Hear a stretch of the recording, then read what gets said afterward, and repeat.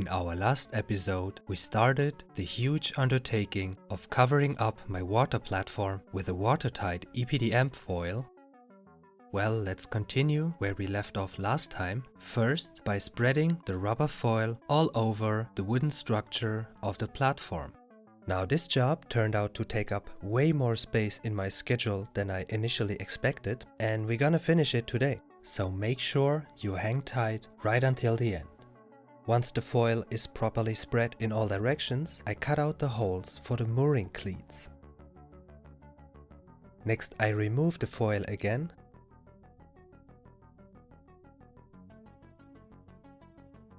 and untie the boats for a short moment so I can pass the rubber foil underneath the ropes and have the mooring cleats pass through from below.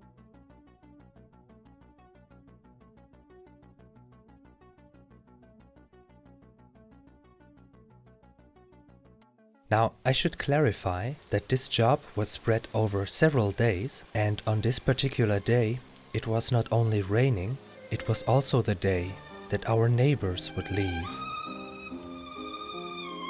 never to return, at least until the next season.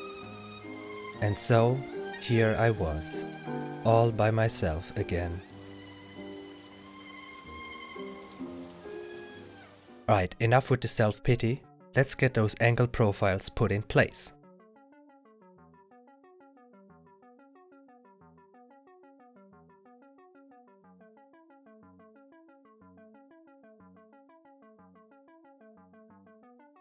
There are a total of 18, and I'm very sorry, but you're gonna have to watch every single screw I put in.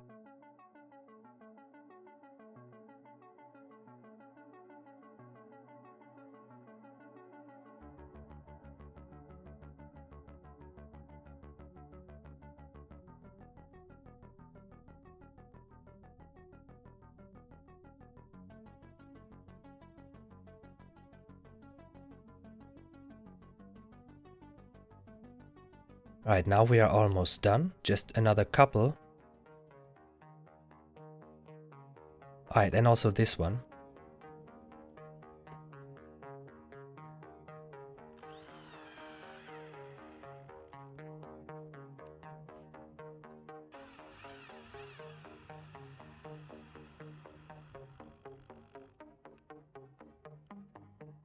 And this one.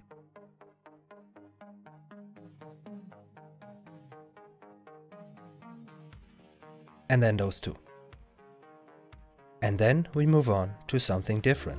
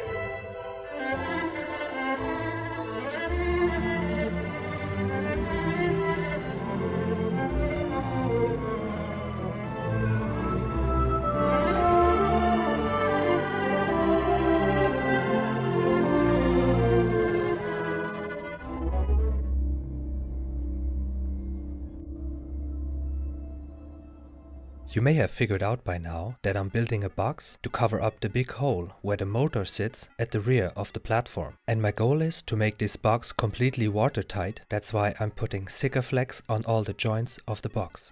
Now let's put the frame together with the lid. Next I'm screwing the lid and the frame firmly together.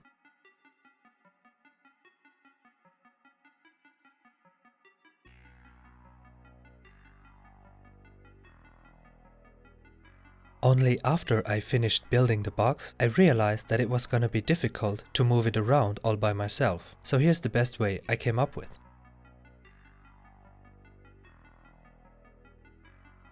Now before moving on, I had to spread the rubber foil more evenly to remove any wrinkles in the surface. Because next I'm going to cut open the entrance down into the underdeck of the platform, And so, once I got the foil completely free of wrinkles, I put the angle profiles back.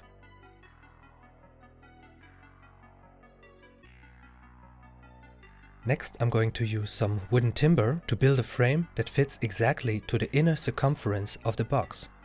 After painting the frame with boat lacquer, I'm gonna install it around the opening to the underdeck.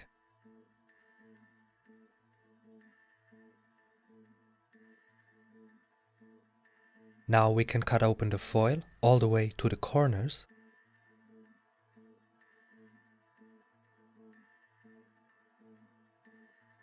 And then I'm gonna screw the frame in place. First I'm gonna pre-drill a hole because I don't want the timber to split once I put the screw in. Then I'm gonna countersink the hole and put some boat lacquer into the hole. And finally put in the screw. And I'm putting in 3 screws for every side of the frame.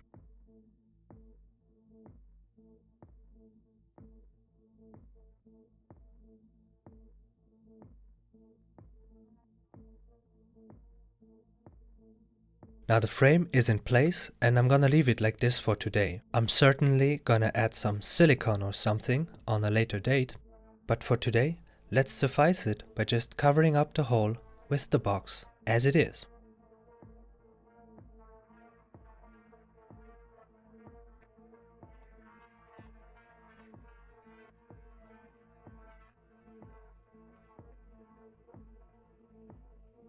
There are only a couple of millimeters between the box and the frame, and later on I'm gonna add a rubber seal to the box to make sure no rainwater comes in.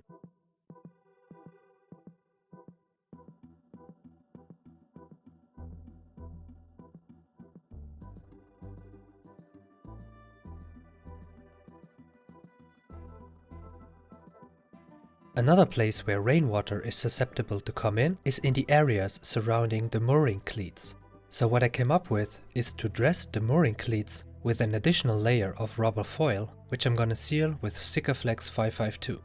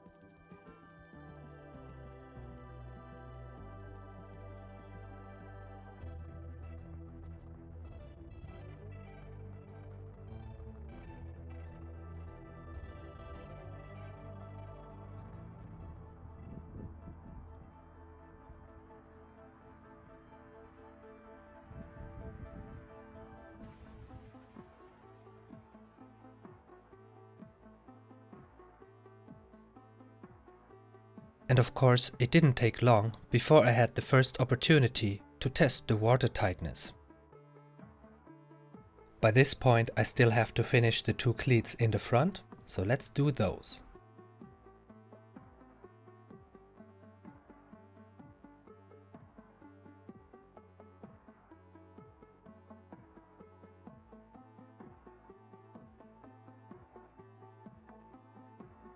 Let's put the anchor line back, and then it's done.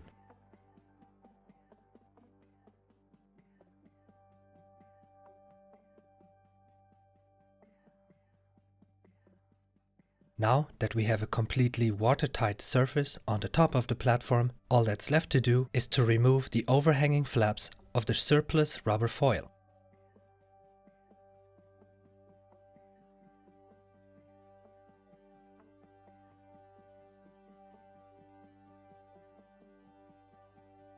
For this, I first cut away the surplus material, leaving just a thin stripe, which I'm gonna fold over and attach to the wooden boards from underneath. I got this staple gun. Then I get into my canoe and proceed with the stapling.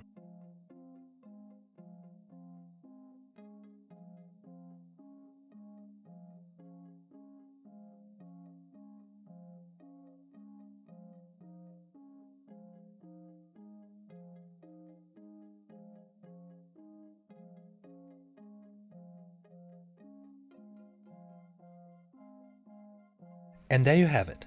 No more overhanging flaps. And so now, here is the result of the finished platform.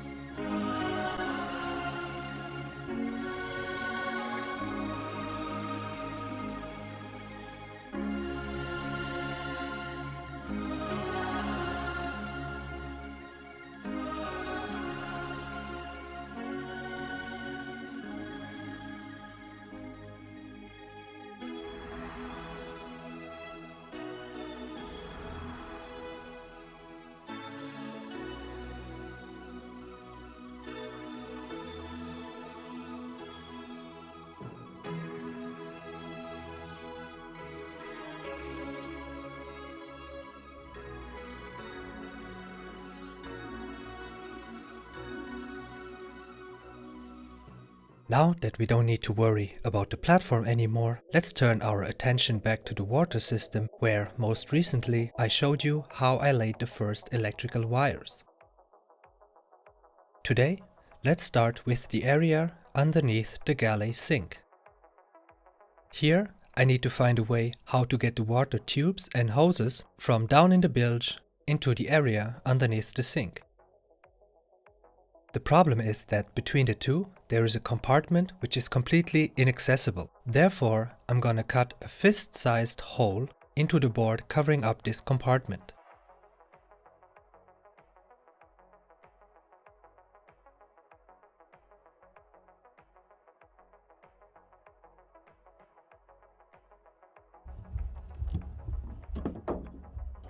I then cleaned it up, put down a layer of overtroll oil and later on some paint. Then I have to figure out what's the best way to pass the hose for the sink from one side to the other. And of course there aren't 1,000 different options, so let's get the hole saw drill and drill a hole.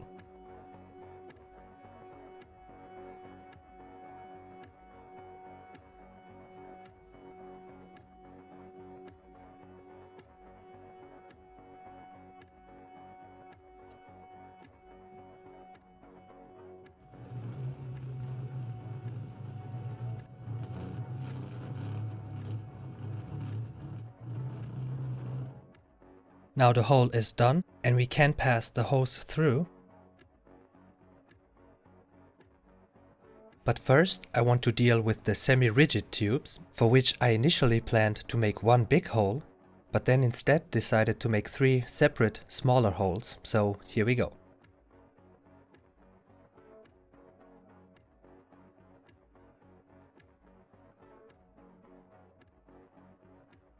Now that all the holes are done, let's continue with the plumbing on the other end of the system.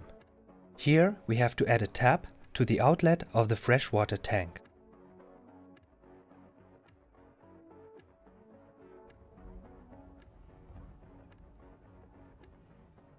I'm using a 1/2 inch to quick connect adapter so that we can build the freshwater line with Wales semi-rigid tubes.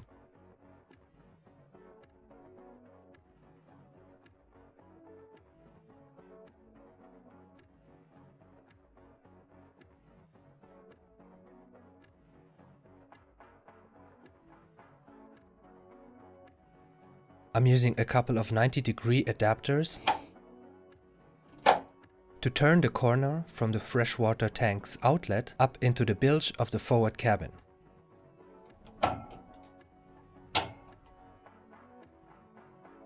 The accumulator tank kit is the first device to be connected to the freshwater tank, so let's build a line from there to the hole in the wall that separates the forward cabin's bilge from the engine room.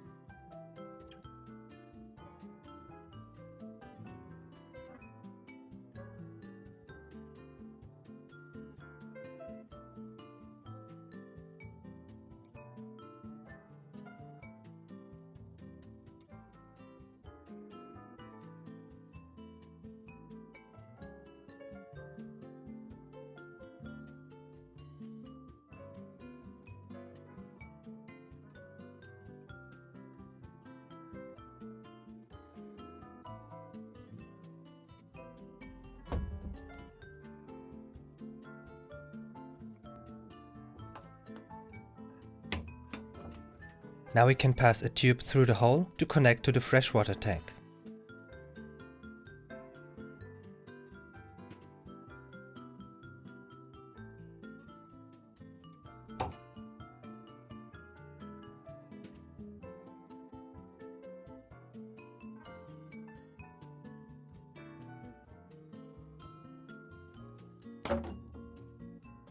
One last 90-degree adapter.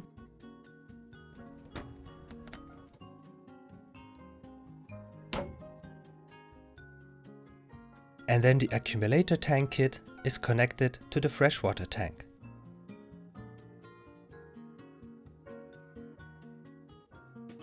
I'm gonna add a stem shut-off valve at the outlet of the accumulator tank. From here on out, the freshwater line will go to feed 3 separate fittings. A water tap for a small sink in the head, the shower fittings, and of course the main water tap in the galley. Here's the junction for the little sink in the head.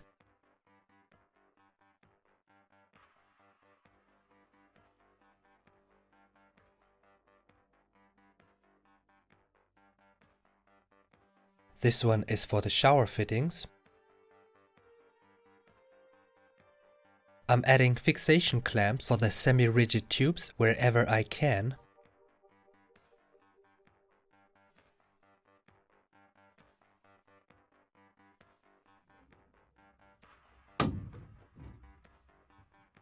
And I also add some protection wherever the tubes risk to touch the steel.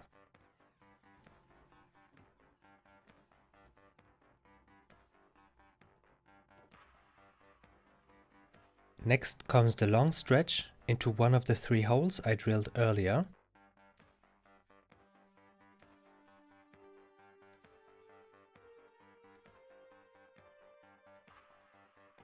Here you can see the fist-sized hole in action.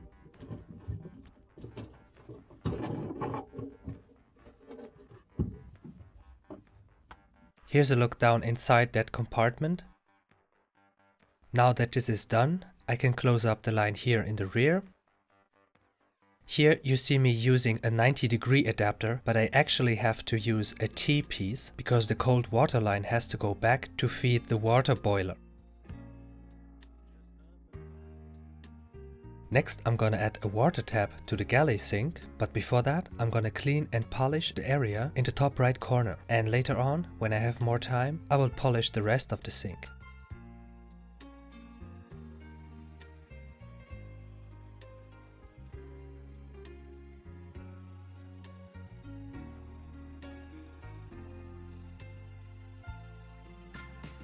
And there you have it.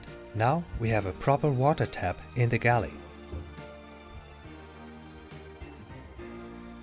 Next I'm gonna add the 3/8 inch to quick connect adapters to the fittings of the water tap. Now all that is left for the cold water line is to pass it through and connect to the water boiler.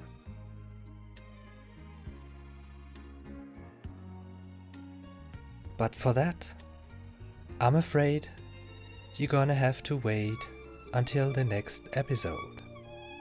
So until then, take care and goodbye.